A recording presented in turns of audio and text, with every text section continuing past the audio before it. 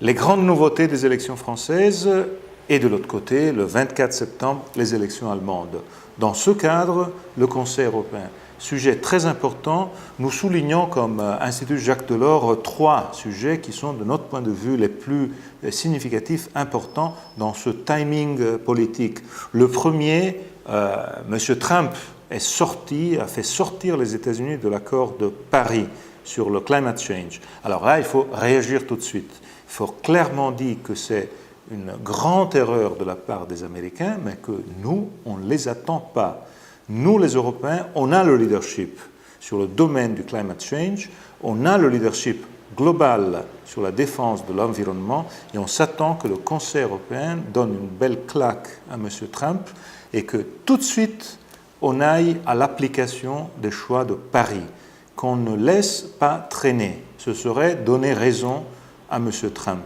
Un deuxième grand sujet, c'est le Brexit. C'était l'autre grand sujet de 2016 qui a rendu l'Europe si faible, si en difficulté. Maintenant, le mood est très différent et on espère que même sur le Brexit, pour lequel naturellement, à l'ouverture des négociations, on dit tous bon courage à Michel Barnier, alors il faut que tout de suite le Conseil européen donne une piste sur un des grands sujets, le statut et le destin des millions de citoyens européens qui avaient cru aux promesses, aux attentes, au cadre même réglementaire qui avait été fixé dans les années et qui aujourd'hui se trouve dans une situation complètement différente.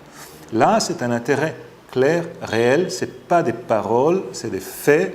L'Europe doit défendre ses citoyens qui avaient cru aux promesses.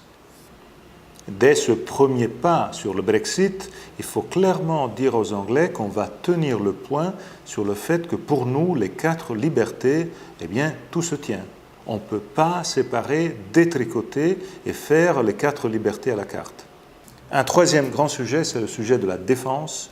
Là, on sait très bien que c'est un des sujets sur lesquels les élections françaises, les élections allemandes vont faire bouger la donne, surtout car les messages qui viennent de l'autre côté de l'Atlantique nous disent clairement que l'Europe doit devenir adulte sur la défense et la sécurité. Bien, on doit commencer, mais on doit commencer en sachant que ça doit passer des paroles aux faits. On ne doit pas se limiter à créer une nouvelle coopération renforcée qui risque de devenir un peu une coquille vide. Il faut du réel, du concret. On demande au Conseil européen de faire les premiers pas sur les questions de défense, de sécurité commune, en faisant vraiment du concret. Naturellement, après les élections allemandes, il y aura le temps de faire suivre encore plus de pas. Mais voilà les 3 points sur lesquels on demande à ce Conseil des pas concrets. C'est exactement la façon de se lier au grand espoir européen, européiste, que les élections françaises sont en train de donner à tout le reste d'Europe.